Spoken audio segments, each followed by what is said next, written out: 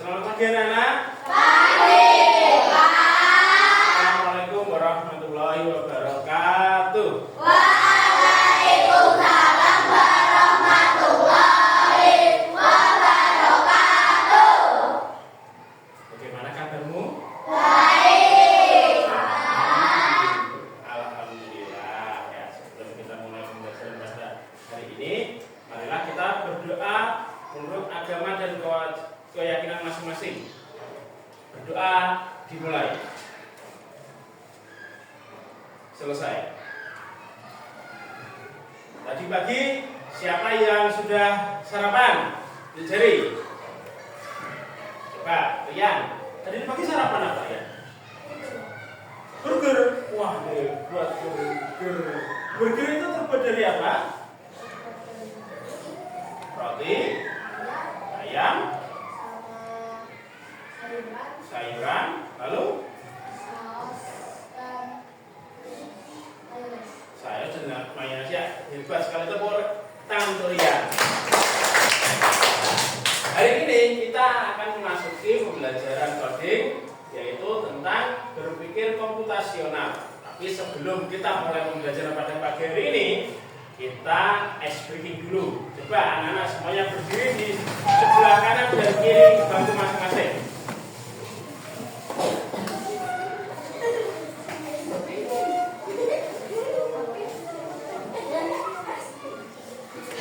Ikuti gerakannya ya.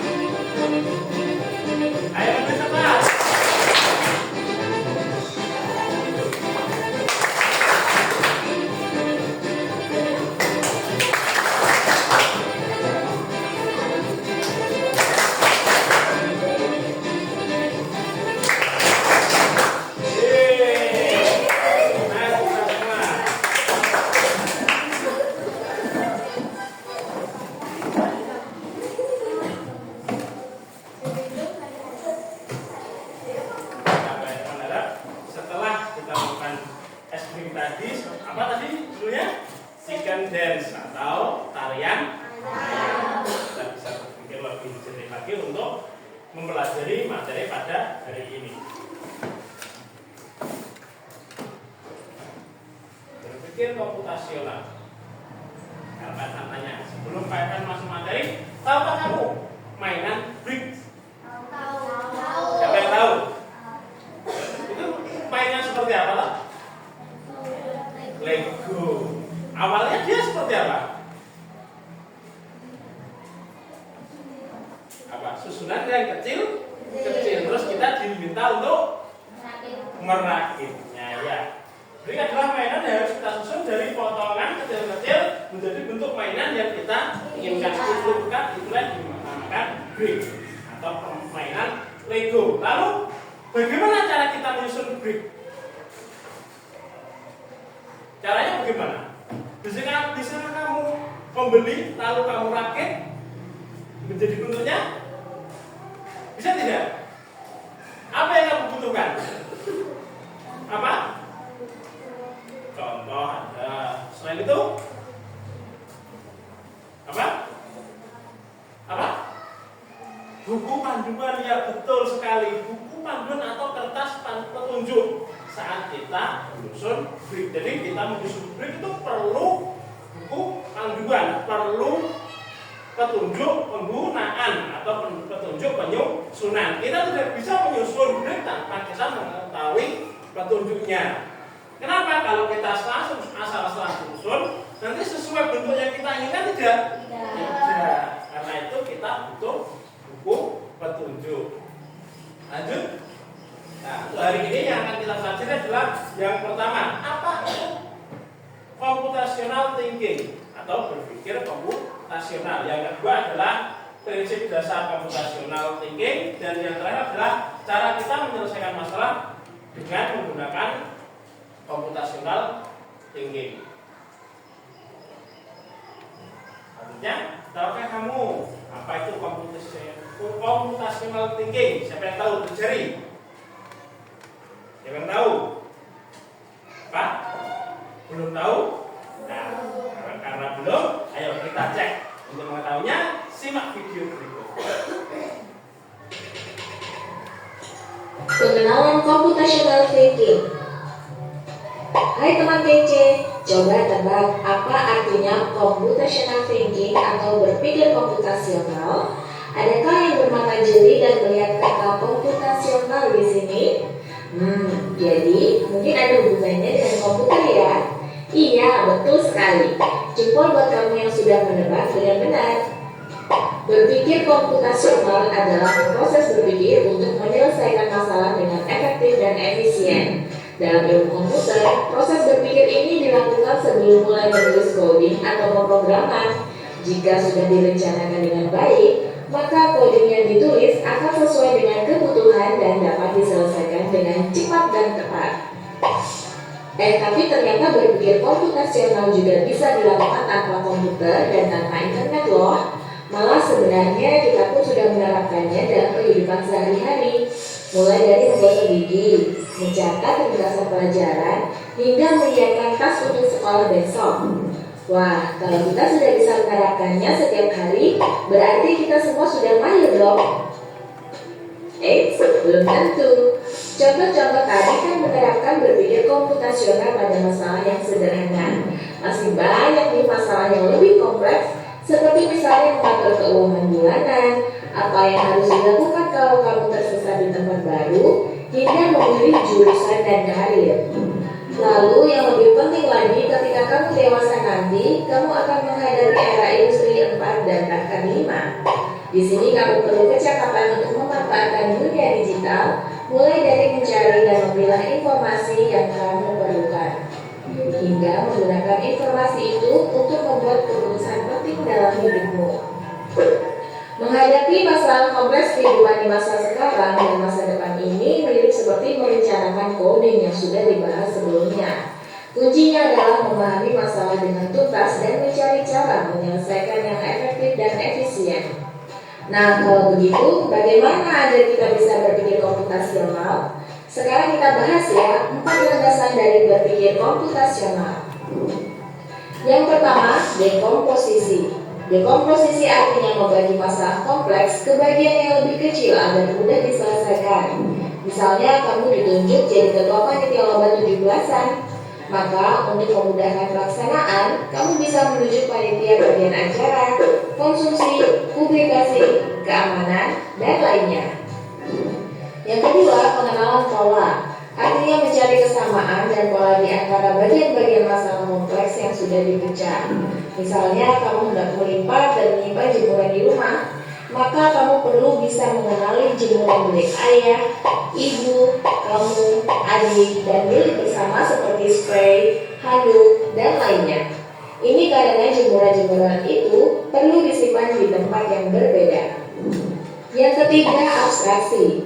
Artinya fokus pada informasi yang penting saja, mengabaikan detail yang tidak diperlukan. Misalnya, kamu hendak menceritakan pengalamanmu berwisata ke luar kota. Tentunya kamu mengalami banyak hal dari mulai berangkat di bus, berfoto bersama, makan di restoran, menginap di hotel, hingga perjalanan pulang. Tapi nggak mungkin kan kamu ceritakan semua kejadian dengan detail pada teman-temanmu. Pasti mereka bosan kalau kelamaan. Jadi kamu harus mencari beberapa kejadian yang menarik saja untuk diceritakan pada teman. Yang terakhir, algoritma. Artinya membuat langkah-langkah penyelesaian atau membuat aturan yang diikuti untuk menyelesaikan masalah. Misalnya kamu diberi daftar belanja di supermarket oleh ibu. Ada minyak goreng, telur, roti, sayur, dan kopi. Lalu kamu harus buru-buru karena ibu sudah mau memasak dengan minyak goreng itu. Nah, kalau seperti ini, satu cara yang efisien misalnya mulai dengan mengambil barang yang paling dekat dari pintu masuk hingga terakhir yang paling dekat dengan kasir. Nah, itu dia 4 landasan berpikir komputasional yang perlu diterapkan untuk memecahkan masalah yang kompleks. Nah, dari video tadi, sekarang kalian ingin tanya, apa yang dimaksud computational thinking? Siapa yang sekarang sudah tahu? Siapa? Gimana, Gus? Ayo, berpikir seperti apa? Seperti komputer. Berpikir komputasional adalah kita berpikir seperti komputer. Dalam video tersebut ditunjukkan apakah kita melakukan berpikir komputasional harus menggunakan komputer dan jaringan internet? Tidak bisa kita melakukannya setiap hari. Mungkin setiap hari sudah kita laksanakan. Jadi berpikir komputasional adalah proses berpikir untuk menyelesaikan masalah dengan efektif dan efisien. Jadi kita menyelesaikan masalah yang lebih efektif dan efisien. Itulah dimaksud dengan berpikir komputasional. Maksudnya bagaimana? Contoh, kamu pergi diminta orang tua untuk beli telur di toko. Cara kita berpikir komputasional itu kita otomatis sudah memiliki uang yang diberikan oleh orang tua, kita ke toko langsung mengatakan mau beli telur. Tidak perlu kita sampai di toko terus mau beli ini itu roti, minyak, terus es krim atau yang lain-lain. Padahal kita disuruh membeli telur. Itulah kurang efektif. Kita disuruh apa? Kita melaksanakan hal yang kita lakukan. Ya, jadi kita minta apa? Kita harus lakukan apa yang harus kita lakukan. Lalu prinsip berpikir komputasional itu ada berapa tadi? Landasannya ada 4. Apa saja? Yang pertama apa? D. Yang pertama adalah dekomposisi. Yang pertama dekomposisi. Bagaimana? Masih samar karena baru pertama kali. Ya. Setelah hari ini, kita belajar dari Pak harap anak-anak semua bisa menyelesaikan atau memahami apa itu komputasional. Yang pertama adalah dekomposisi.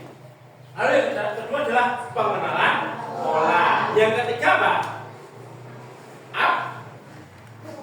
Abstraksi. Yang terakhir adalah algoritma. Oke, kita masuk yang pertama, dekomposisi. Dekomposisi itu adalah membagi masalah kompleks menjadi bagian yang lebih kecil agar mudah dipahami atau dilaksanakan. Contoh, kamu diminta untuk membuat mie ayam atau mie instan, mie rebus instan. Nah, cara kita dekomposisi bagaimana? Apa yang harus kita siapkan? Bahannya yaitu mie rebus, ya kan? Mie instan, mangkok, air, lalu panci dan kompor. Lah, itu yang dimana makan dekomposisi. Jadi kita membagi-bagi. Kita tidak perlu membuat mie instan bagaimana ya caranya ya. Terus mencari jenis-jenis mie instan, tidak perlu, kan kita tinggal menyiapkan mie instan seperti itu.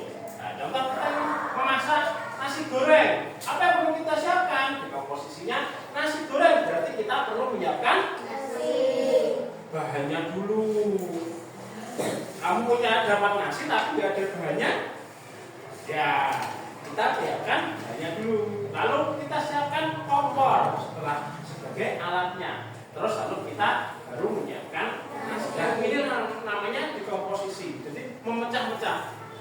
Kita ingin masak nasi goreng, bahannya sudah siap, sudah ada semua. Kita siapkan, kita campur bahannya, yaitu sambalnya kita campur. Lalu menyiapkan kompornya. Baru yang terakhir adalah kita siapkan nasinya. Itulah namanya dekomposisi, atau membagi masalah besar menjadi masalah-masalah yang lebih kecil. Terus yang kedua adalah pengenalan pola. Pengenalan pola itu adalah mencari persamaan pola dari bagian-bagian, di antara bagian-bagian kompleks yang sudah dipecah. Contoh, kalau tadi di video adalah seorang anak yang sedang menjemur pakaian. Dipisah-pisah antara pakaian ayah, ibu, pakaian dirinya sendiri, dan pakaian adik. Lalu dipisahkan antara pakaian cucian bersama seperti spray, selimut, dan lain-lain. Nah, ini contohnya. Kalau Pak Ivan punya contoh yang lebih ringan, yaitu mengetahui pola bilangan. Kita sudah mengetahui pola bilangan. Seperti contoh ini. Ada pola 2, 4, 6, 8. Dari pola angka tersebut, dari deretan angka tersebut, kita tahu setelah angka 2 menjadi angka 4. berarti dia apa kan? Ditambah bisa atau dikali. Kalau ditambah berapa? 2. Kalau dikali 2. Nah, setelah 4, 6. Setelah 4 baru 6. Berarti 4 ke 6 ditambah 2. Itulah namanya pola. Berarti setelah 2 ke 4 itu ditambah 2, ke 6 ditambah 2, ke 8 ditambah 2. Pertanyaannya, berapa angka ke 10? Coba, siapa yang tahu? Angka ke 10. Setelah 2, 4, 6, 8 kan baru nomor 4.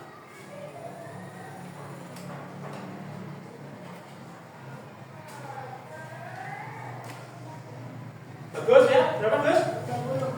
20 ya, betul sekali. Angkanya adalah 20. Tepuk tangan untuk Bagus. Lanjut ya. Sekarang yang ketiga adalah abstraksi. Apa itu abstraksi?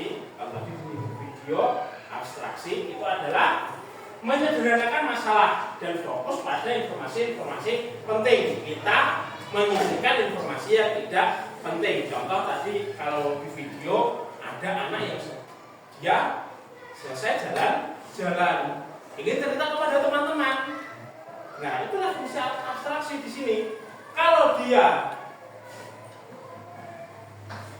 menceritakan mulai dari awal perjalanan, saya naik bus berjalan menuju ke arah Purwodadi sampai di Purwa, terlalu lama. Kalau terlalu detail, nah, dia harus mengabstraksi, yaitu adalah mencari informasi yang lebih penting. Jadi dia tidak cuma menceritakan bagian-bagian penting. Contoh keseruan dia saat di kebun binatang, saat di taman bermain, saat di hotel, atau saat di rumah makan. Itu yang lebih penting. Inilah yang dimaksud dengan abstraksi. Nah, contohnya seperti ini. Kita ingin buat kopi dengan mesin kopi. Kira-kira apa yang harus kita lakukan? Kan kita tinggal menuangkan bubuk kopi, terus gula dan air. Itulah namanya abstraksi. kita nggak perlu tahu mesin kopi itu bentuknya seperti apa ya. Tidak perlu mencari informasi tersebut. Terus caranya mesin kopi itu bekerja bagaimana ya? Nah, itu adalah informasi yang tidak penting. Kan kita hanya perlu membuat kopi dengan mesin kopi. Kita mesin kopinya sudah ada, kita tinggal memasukkan air, kopi, dan gula. Mesinnya dinyalakan, otomatis kopinya jadi. Seperti itu. Nah, kita tinggal masukkan air, kopi, dan gula. Kita tidak perlu mencari informasi tentang cara mesin bekerja dan lain-lain. Yang terakhir adalah algoritma. Apa itu algoritma? Algoritma adalah serangkaian langkah-langkah sistematis untuk menyelesaikan masalah. Contohnya dalam kehidupan sehari-hari tadi yang dikatakan cara kita memasak mie instan. Kita ini memasak mie instan. Kalau tadi di komposisi kita perlu mencari bahan-bahannya dulu. Kalau tadi berbeda dengan di komposisi kita perlu menyiapkan dulu. Tapi kalau algoritma itu sudah ada langkahnya. Cara kita mencari langkahnya kalau untuk memasak mie instan bagaimana? Di kemasan mie instan kan di bagian-bagian ada langkah-langkahnya. Yaitu yang pertama, kita menyiapkan dan memasak air sampai mendidih. Lalu setelah mendidih, kita membuka dan memasukkan mie ke dalam air yang mendidih. Setelah itu, kita membuka dan menuang bumbu. Baru yang terakhir adalah menuang mie dan buat ke dalam mangkok. Itu adalah contoh dari algoritma. Jadi tadi prinsip-prinsip untuk berpikir komputasional ada berapa? Yang pertama adalah dekomposisi, yang kedua pengenalan pola, ya, yang ketiga abstraksi, yang keempat Oke, lanjut. Pada poin contoh soal komputasional thinking kita bahas bersama.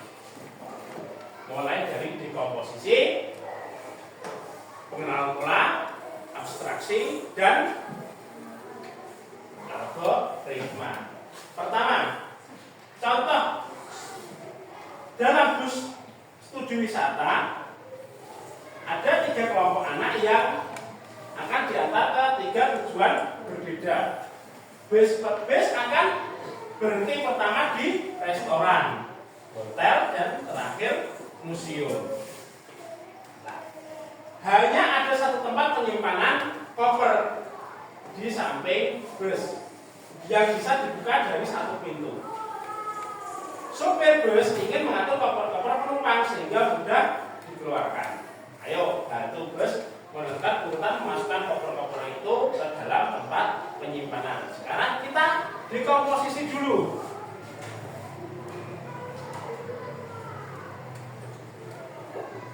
Dekomposisikan dulu. Kita pecah-pecah dulu dari masalah tersebut. Ada berapa kelompok anak di situ? Ada 3 kelompok.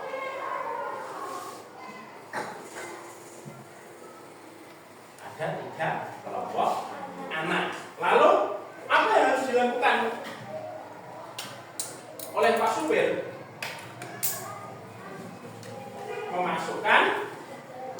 Memasukkan koper.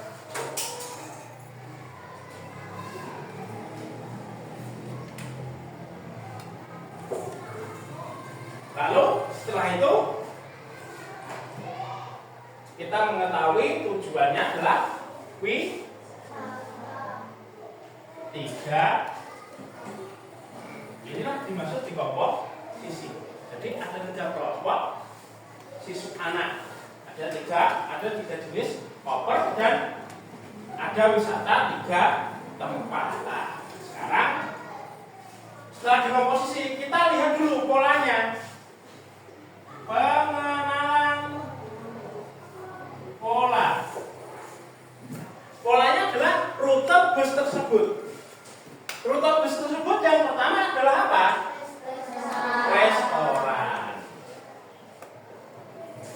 Yang pertama adalah restoran. Yang kedua, hotel. Yang ketiga, museum. Lalu sekarang abstraksinya.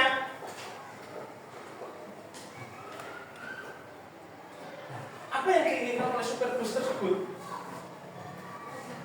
Mengatur koper-koper. Nah, kan mengatur koper-koper ini sesuai dengan pola, ya kan? Pak sopir hanya butuh mengatur koper-koper sesuai pola. Perlu tidak kita mencatat, Pak sopir mencatat nama-nama dari pemilik koper? Tidak. Pak sopir hanya perlu mengatur koper sesuai pola perjalanan. Jadi kita abstraksinya adalah mengatur koper sesuai rute atau pola. Nah, sekarang algoritmanya gimana? Algoritmanya kira-kira saat di dalam bus ini Pak gambarkan sebuah tempat koper, tempat penyimpanannya, pintunya di sini. Ini tempat penyimpanan koper. Ini adalah tempat penyimpanan koper. Dari tiga ini nanti saat pemberhentian pertama yang turun adalah anak kelompok yang berhenti di restoran. Yang kedua adalah mereka yang berhenti di hotel. Dan yang ketiga adalah mereka yang berhenti di museum. Nah, sekarang Pak Irfan ingin tahu, yang kita taruh pertama ada kelompok apa ini? Hotel kah? Restoran kah? Atau museum kah? Restoran. Kenapa restoran?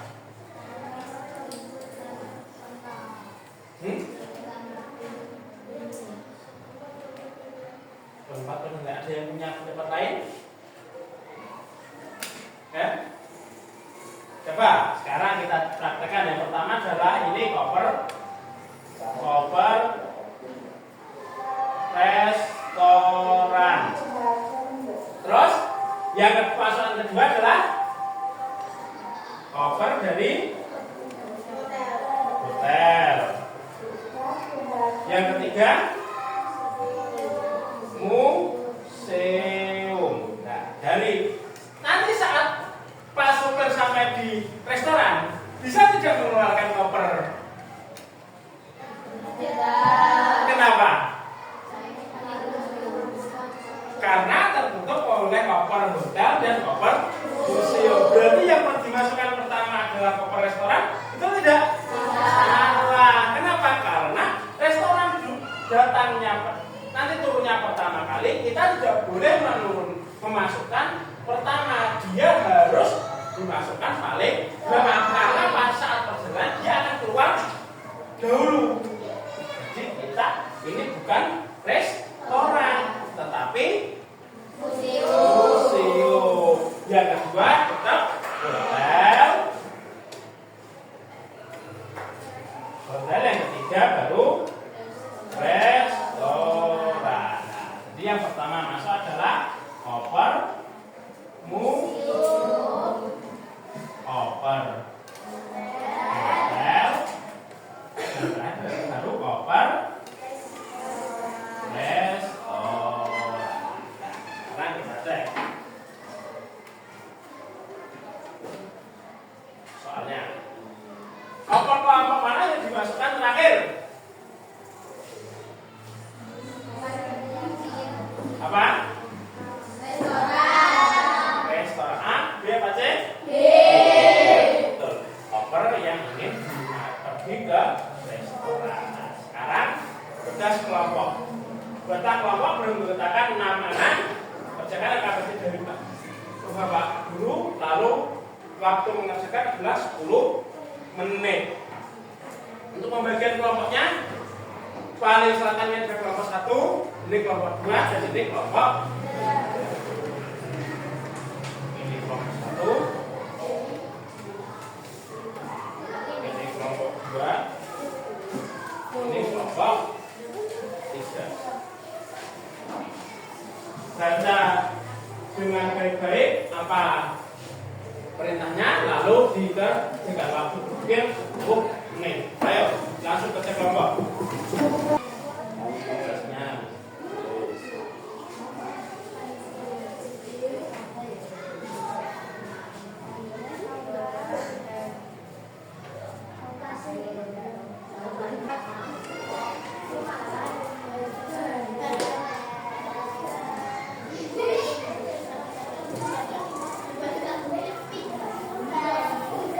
Ayo kerja sama.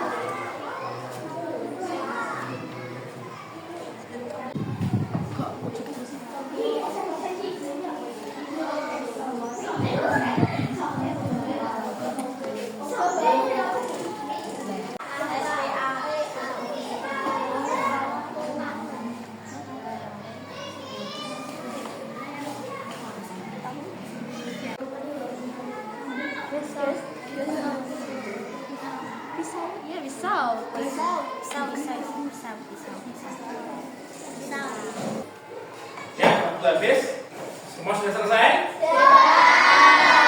Sekarang saatnya untuk presentasi dari setiap kelompok. Jadi setiap kelompok masih satu untuk mempresentasikan hasil diskusinya. Kita mulai dari kelompok 1. Ayo kelompok 1 masuk ke depan.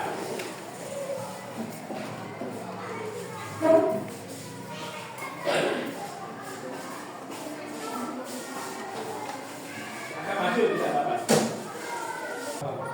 Assalamualaikum warahmatullahi wabarakatuh. Waalaikumsalam warahmatullahi wabarakatuh. Kami dari kelompok 1 mendapatkan tugas kelompok berpikir secara internasional. Sebelumnya perkenalkan, nama saya Aldi. Perkenalkan, nama saya Gilang.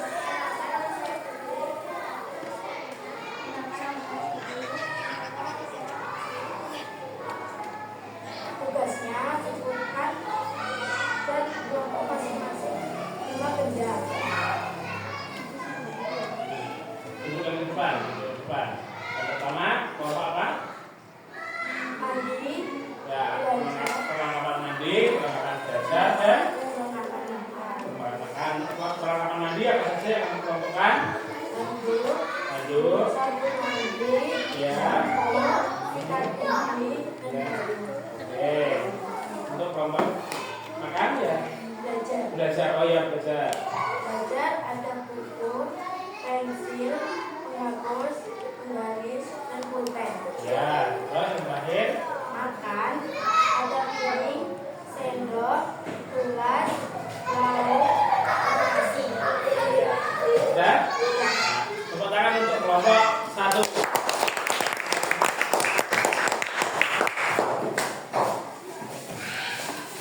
Ya, jadi kelompok 1 tadi mendapatkan tugas untuk dikomposisi perlengkapan yang digunakan untuk mandi, belajar, dan makan. Ya, oke. Bravo untuk kelompok 1. Kita beri tepuk tangan lagi untuk kelompok 1.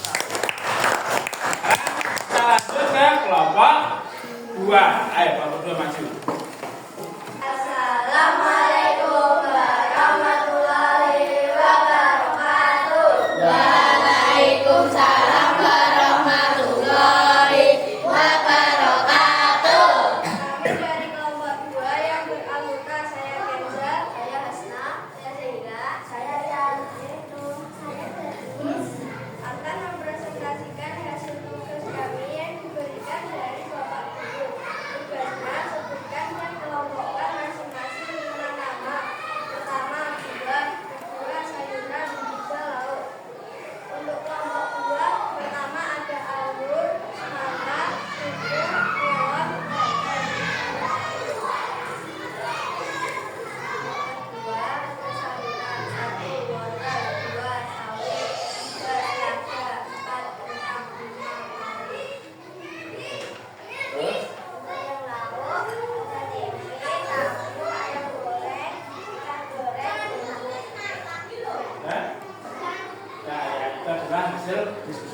kelompok 2 ya. Tepuk tangan untuk kelompok 2.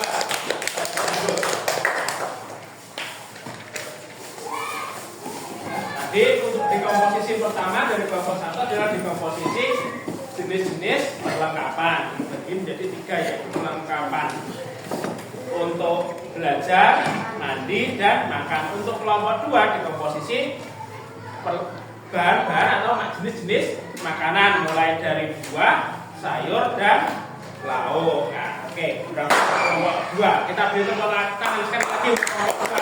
Sekarang kalau yang terakhir adalah kelompok 3. Bisa maju kelompok 3.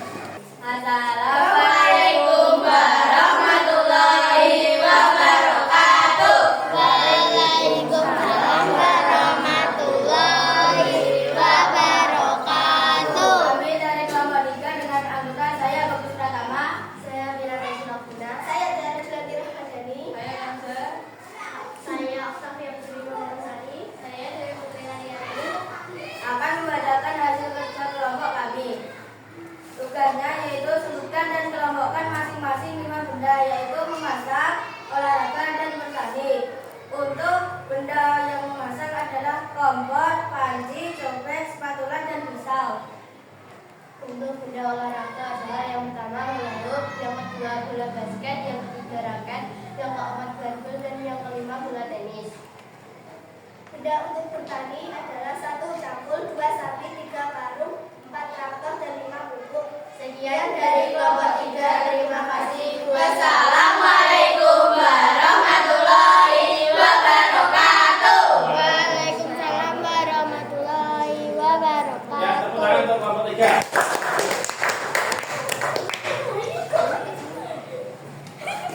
Ya, hebat sekali anak-anakku semua.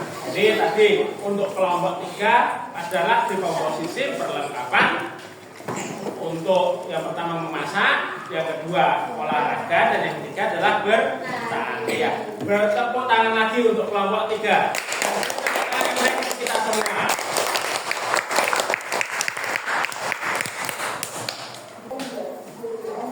Baik, setelah tadi melakukan tugas kelompok, tugas kelompok yang kamu lakukan adalah di komposisi dari setiap perlengkapan dan jenis-jenis makanan.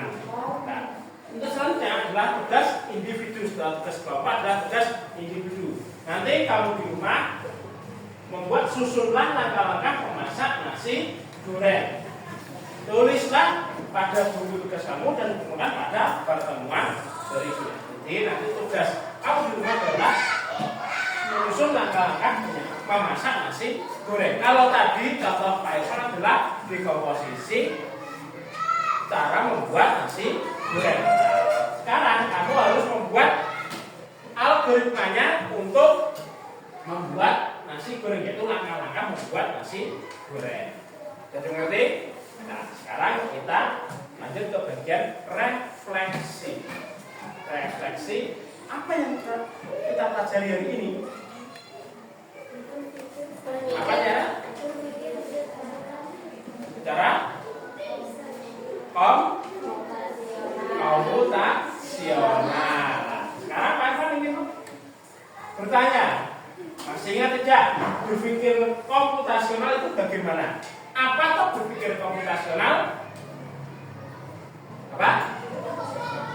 Berpikir untuk menyelesaikan masalah efektif dan efisien. Nah, tadi kita sudah belajar berpikir komputasional adalah berpikir untuk menyelesaikan masalah secara efektif dan efisien. Lalu yang kita pelajari berikutnya adalah prinsip-prinsip berpikir komputasional. Tadi ada berapa? 4. Apa saja? Yang pertama dekomposisi, yang kedua pengenalan pola, yang ketiga abstraksi, dan yang terakhir adalah algoritma. Tadi juga kita sudah belajar untuk menyelesaikan masalah dan praktek dekomposisi perlengkapan sehari-hari. Dan untuk hari ini pembelajaran hari ini cukup sekian. Bisa persiapan pulang, kita berdoa untuk agama dan kepercayaan masing-masing. Doa mulai. Selesai ya. Sampai jumpa besok pagi. Jangan lupa belajar di rumah dan jaga terus kesehatan. Wassalamualaikum.